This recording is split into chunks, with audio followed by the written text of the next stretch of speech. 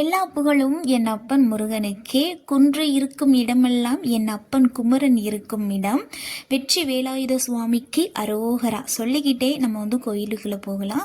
இந்த ஆர்ச் வழியே தான் நம்ம இப்போ கோயிலுக்குள்ளே போகிறோம். நம்ம எங்கே வந்திருக்கோம் அப்படின்னு பார்த்தீங்கன்னா, திருப்பூர் மாவட்டம் ஊத்துக்குளியில் உள்ள கதிர்த்தமலைக்கு தான் வந்திருக்கோம். இந்த இடம் பார்த்தீங்கன்னா, இது நம்ம ஸ்டெப்பு வழியாக நடந்து போகணும் அப்படின்னா இந்த வழியை நம்ம மேலே ஏறி போகணும். பைக்கில் போகிறாந்தா சைடில் 2 சைட்லையுமே பாதை இருக்குது. 2 சைட்லையுமே நம்ம போய்க்கலாம். முன்னாடி என்ட்ரன்ஸில் விநாயகர் இருக்கார். ஃபஸ்ட்டு எடுத்தோன்னே அவர் தானே ஆதி மூலன். அவரை வழிபாடு செஞ்சுட்டு அப்புறம் நம்ம போகலாம். நான் இங்கே உள்ள விநாயகரையும் வழிபட்டுட்டு முன்னாடி அடுத்தாப்பில் ஒரு விநாயகர் இருக்கார், அவரையும் வழிபாடு செஞ்சுட்டு நான் ஸ்டெப்பு வழியாக இன்றைக்கி நடக்கலை. ஏன்னா எனக்கு கொஞ்சம் உடலில் கொஞ்சம் பிரச்சனை இருக்குது. ரொம்ப மூச்சு வாங்குது. அதனால சரி வேணாம், நம்ம பைக்கிலே போயிடலாம் அப்படின்னு. டைம் வேறு ஆயிடுச்சு. நம்ம சும்மா ரெஸ்ட் எடுத்து போகிறதுக்கு ரொம்ப டைம் ஆயிரும் அப்படிங்கிறனாடி நாங்கள் பைக்கில் போயிட்டோம். இங்கே உள்ள விநாயகரையும் வழிபட்டுட்டு அப்படியே ஸ்டெப்பை பார்த்துக்கிட்டே நின்றேன். ஸ்டெப்பு ஏறணும்னு ஆசை தான், ஆனால் உடலில் கொஞ்சம் பிரச்சனை இருக்கிறனாடி, முருகா அடுத்த தடவை வரும்போது நான் ஸ்டெப் வழியாக வர்றேன்னு அவர்கிட்ட பர்மிஷன் வாங்கிக்கிட்டு பைக்கில் ஏற ஆரம்பித்தாச்சு. நல்லாவே மேலே ஏறும்போது நம்மளுக்கு தெரியுது. அப்படியே ஏறி போனோன்னே கொஞ்சம் தூரம் தான் மலை தெரிஞ்சிடுது. மலையை பார்த்தோன்னே, அப்பா உன்னைய பார்க்குறதுக்கு இவ்வளோ நாளாக, இந்த ஏரியாவில் 7 வருஷமாக இருக்கேன், இப்போ தான் உன்னை பார்க்குறேனே அப்படின்னு சொல்லிட்டு அவரை கும்பிட்டுட்டு அடுத்து நம்ம கோயிலுக்கு முன்னாடி போகிறதுக்கு முன்னாடி ஸ்டெப்பை பார்த்துருவோம். இதுதான் நம்ம ஸ்டெப்பு வழியாக மேலே ஏறி வர்ற இடம். இங்கே வந்தோன்னே இங்கே ஃபஸ்ட்டு யார் இருக்கா அப்படின்னு பார்த்தீங்கன்னா, இடும்பர் இருக்கார். இடும்பர் பழனி மலையிலையும் பார்த்தீங்கன்னா ஃபஸ்ட்டு நம்ம இடும்பரை வழிபாடு செஞ்சுட்டு அப்புறம் போய் முருகரை வழிபாடு செய்யணும்னு சொல்லுவாங்கள்ல, அதே மாதிரி இங்கேயும் இருக்கிறாரு. பழனியில் நல்ல பெரிய உருவமாக இருக்கார். இதில் பழனி மலையில் சின்னமாக தான் இருப்பார். பழனி மலைக்கு பக்கத்தில் இருக்கிறவர் பெரிய இடும்பர் மலைன்னு அவருக்கு தனியாக இருக்குது. இங்கே குட்டியாக தான் இருக்கிறாரு. அவருக்கு அடுத்து பார்த்தீங்கன்னா இங்கே ஒரு பாம்பு புற்று இருக்குது. இங்கே மலையில் வழிபாடு செஞ்ச ஒரு முனிவருடைய புத்து இங்கே நல்லா அழகாக பெருசாக இருக்குது. பார்க்கும்போதே நம்மளுக்கு கொஞ்சம் பயமாக இருக்கிற மாதிரி இருக்குது. புற்று பாருங்கள் எப்படி இருக்குது. ஏன்னா நான் வந்த டைம் 12:30 ஆயிடுச்சு. 1:30 வரைக்கும் கோயில் இருக்குன்னு சொல்லியிருந்தாங்க. அதனால தான் சரி வேகமாக கும்பிட்டுட்டு கோயில் நடசாத்தி வாங்களேன்னு சொல்லிட்டு உள்ளே போயிட்டோம். புற்றுடைய வரலாறு அப்படின்னு பார்த்தீங்கன்னா, இது வளர்ந்து தேயக்கூடிய புற்று அப்படின்னு சொல்கிறாங்க. புத்தர் இன்றைக்கும் இங்கே இருக்கிறாரு. அவருடைய காட்சிகள் நம்மளுக்கு கிடைக்கும் அப்படின்னு சொல்கிறாங்க. அதை பற்றி நான் கண்டிப்பாக உங்களுக்கு நான் பின்னாடி சொல்கிறேன். இது கோயிலுக்கு முன்னாடி என்ட்ரன்ஸில் நிறையா தானியங்கள் போட்டிருந்தாங்க. நெல், அரிசி, கோதுமை அதெல்லாம் போட்டிருந்தாங்க. அழகாக போட்டோன்னு புறா எல்லாம் உட்காந்து சாப்பிடுது. அப்புறம் கொஞ்சம் ஃபுல்லாக போய் கோபுரத்தில் உட்காந்துக்குது. பார்க்குறதுக்கு ரொம்ப அழகாக இருந்தது. இப்போ நம்ம வெளிப்பிரகாரம் மலைக்கு மேலே வந்துட்டோம். கோயிலை சுற்றி அந்த பிரகாரம் போயிட்டு வந்துடுவோம். இந்த பிரகாரத்தில் தேர் ஓடும் அப்படின்னு சொல்கிறாங்க. இங்கே ரொம்ப அரிய வகை, அதாவது மரத்தேர் மலை மேலே ஓடக்கூடிய இடம் இது அப்படின்னு சொல்கிறாங்க. அது எவ்வளோ பெரிய விஷயம். மலையில் மரத்தேர் அதாவது ஆழித்தேர் அப்படிங்கிற தேர் ஓடும். இந்த சைடு வள்ளி தெய்வானையுடைய குகை இருக்குது. குகை கிடையாது, கோவில் இருக்குது. அதாவது முருகர் பெருமானுடைய சன்னதிக்கு பின்புறம். நான் அதை உங்களுக்கு பின்னாடி காட்டுறேன். பின்னாடி இருக்குது. நம்ம இப்போ வெளிப்பிரகாரம் சுற்றி கோயிலில் வேலைப்பாடுகள் நடந்துக்கிட்டு இருக்கு.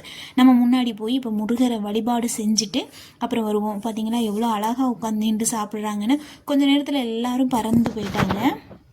மலையை சுற்றி பிரகாரம் வந்தாச்சு. ஏன் மலையை சுற்றி வந்தேன் அப்படின்னா, இங்கே தான் இந்த தேர் ஓடும். அந்த இடம் பாருங்கள், தேர் நிற்கிற இடம். அதை பார்த்துட்டு வந்துடலாம் அப்படிங்கிற நாடி தான் நான் இப்போ சுற்றி வந்திருக்கோம். இப்போ நம்ம மலை ஏற ஆரம்பிக்கலாம். நம்ம மலை ஏறும்போதே வெற்றிவேல் முருகனுக்கு அரோகரா அப்படி சொல்லிக்கிட்டே நம்ம ஏறலாம். இங்கே பூஜை சாமான் எல்லாமே நம்மளுக்கு கிடைக்கிது. ஒரே ஒரு கடை தான் இருக்குது. நீங்கள் இங்கே வாங்கணும் அப்படின்னு நினச்சிங்கன்னா இங்கே வாங்கிக்கலாம். இல்லை கீழேருந்து வாங்கிக்கிட்டு வர்றவங்களா இருந்தாலும் அது உங்களுடைய விருப்பம். கடை ஒன்று இருக்குது. நல்லா ரெஸ்ட் ரூமே இங்கே மேலே இருக்குது. மலையில் ஸ்டெப்பில் இருக்காங்கிறது எனக்கு தெரியல. ஏன்னா நான் ஸ்டெப்பில் ஏறி வரல, அதனால எனக்கு தெரியாது. மலை மேலே ரெஸ்ட் ரூம் இருக்குது. வாங்க நம்ம இப்போ கோயிலுக்குள்ளே போகலாம். கோயில் நட திறந்துருக்காங்க. 1:30க்கு கோயில் சாத்திடுறாங்க. அதாவது காலையில் 5:30 மதியம் 1:30 வரைக்கும் கோயில் நட திறந்துருக்கு. அப்புறம் ஈவினிங் 4 மணிலேருந்து 8 மணி வரைக்கும் கோயிலுடைய நட திறந்துருக்குமா. சரி நம்ம இப்போ உள்ளே போயிடலாம். அதாவது பூஜை பண்ணணும் அப்படின்னா நம்ம வந்து முன்னாடியே வந்து சொல்லிடணும் அப்படின்னு சொல்லிடுறாங்க. கோயிலுடைய வரலாறுகள் வந்து நம்ம இப்போ பற்றி தெரிஞ்சுக்கலாமா? இங்கே கதிர்த்த மலை அப்படின்னு பெயர் வர்றதுக்கு காரணம் கதிர் வந்து உதிர்த்த மலை அப்படின்னு சொல்கிறாங்க. என்ன கதிர் உதிர்த்த மலை அப்படின்னா பிரகாசம் வந்து சூரிய பகவான் கதிர் போல ஜொலித்ததால் கதிர்த்த மலை அப்படின்னு பெயர் வந்தது அப்படின்னு சொல்கிறாங்க. இன்னொரு காரணம் அப்படின்னு பார்த்தீங்கன்னா அகத்திய மாமுனிவர் வந்து இங்கே வந்து தவம் செய்ததாகவும் அவருக்கு ஏற்பட்ட தாகத்தை வந்து தணிக்கணும் அப்படிங்கிற நாடி வந்து முருகப்பெருமான் வந்து கோவித்து கொண்டு பழனிக்கு செல்வதர் அதாவது அப்படி போய்கிட்டு இருக்கார். அப்போ வந்து முருகப்பெருமானை வேண்டி வந்து அகத்திய முனிவர் வந்து தவம் செய்கிறார். இந்த மாதிரி ரொம்ப எனக்கு தாகமாக இருக்குது, நான் என்ன பண்ணுறது அப்படின்னு அவர் வேண்டிக்கிட்டு இருக்கும்போது முருகப்பெருமானுடைய அந்த வேளால் வந்து இங்கே வந்து ஒரு ஊற்றை வந்து அவர் ஏற்படுத்தி கொடுத்திருக்காரு அவருடைய வேண்டுதலுக்காக அப்படின்னு சொல்லியிருக்காங்க. அதனால் வந்து அது இந்த இடம் வந்து ஊத்துக்குழி அப்படிங்கிற வந்து அந்த பெயரும் வந்து இது அதனால தான் ஏற்பட்டது அப்படின்னு சொல்கிறாங்க. இன்றைக்கும் அந்த ஊற்றிலிருந்து நீர் வர்றதாகவும் அது வந்து வற்றாத நீர் ஊற்றா இன்றைக்கும் இருக்குது அப்படின்னு சொல்கிறாங்க. மலை மேலே இருக்குது, அதாவது வந்து அந்த தேர் நிற்கிற இடம் பக்கத்தில் வந்து அது இருக்குது அப்படின்னு சொல்லியிருக்காங்க. கோயில் பார்த்திங்கன்னா ரொம்ப அழகாக அமைதியாக அங்கே இருக்கிற இடமே பார்த்திங்கன்னா அங்கே உள்ள அந்த கோபுரத்தில் இருக்கிற சிலைகள் எல்லாமே அவ்வளோ அழகாக வந்து வடிவமைச்சிருக்காங்க. அருணகிரிநாதரால் பாடல் பெற்ற திருத்தலம். இங்கே வந்து நிறைய சித்தர்கள் வந்து வழிபட்டிருக்காங்க அப்படிங்கிறதுக்கு நிறைய சாட்சிகள் இருக்குது அப்படின்னு சொல்லப்படுது. அதில் முக்கியமானது தான் கீழே உள்ள புற்று, அந்த சுப்பராயர் சன்னதி அப்படிங்கிற அந்த அந்த புற்று இருக்கிற இடத்துல வந்து இன்றைக்கும் வந்து அந்த சித்தர் வந்து வந்துட்டு போகிறாரு அப்படின்னு சொல்கிறாங்க. எப்படி அப்படின்னா 6 மாத காலம் வந்து புற்று வந்து வளர்ச்சி அடையுதான், 6 மாதம் வந்து புற்று வந்து தேயிடுதான். அதாவது 3/4 அடி வந்து உயரம் மேலே போகிறதும் 3/4 அடி வந்து உயரம் வந்து உள்ளே இறங்குறதும் அப்படிங்கிற மாதிரி இருக்குது அந்த இடம் அப்படின்னு சொல்கிறாங்க. அதாவது தை மாதத்துல இருந்து ஆனி மாதம் வரைக்கும் புற்று வந்து நல்லா வளர்ச்சி அடையுது அப்படின்னும், அடுத்து வந்து ஆடியிலேருந்து மார்கழி மாதம் வரைக்கும் புற்று வந்து தேயுது அப்படின்னு சொல்கிறாங்க. இப்போ நம்ம வந்திருக்க இடம் பார்த்திங்கன்னா வள்ளி தெய்வானையுடைய சன்னதிக்கு தான் வந்திருக்கோம். இங்கே தான் வந்து வள்ளியை வந்து அவங்கள வந்து வள்ளியை வந்து திருமணம் செய்கிறதா வந்து முருகப்பெருமான் வாக்குறுதி கொடுத்த இடம் அப்படின்னு சொல்கிறாங்க.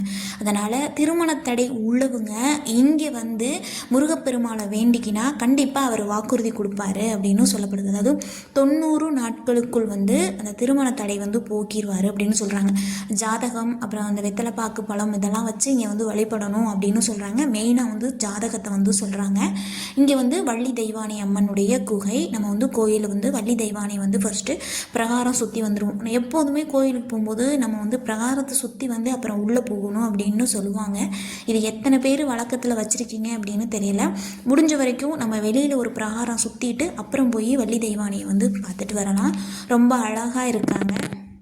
கதிர்த்தமலை முருகருக்கு எந்த பூஜை செய்கிறா இருந்தாலும் முதல்ல வந்து புற்று, அதாவது அந்த சுப்பராயர் சன்னதி அப்படின்னு அங்கே இருக்க அந்த புற்றுக்கு வந்து முதல் பூஜை வந்து அந்த எல்லா பூஜைகளும் அங்கே பண்ணிவிட்டு அதுக்கப்புறம் வந்து முருகப்பெருமானுக்கு வந்து பூஜை நடைபெறும் அப்படின்னு சொல்கிறாங்க. படையல் செஞ்சால் கூட ஃபஸ்ட்டு வந்து அங்கே வந்து படையல் போட்டுட்டு அப்புறம் வந்து இங்கே பண்ணுவாங்க அப்படின்னும் சொல்லப்படுது.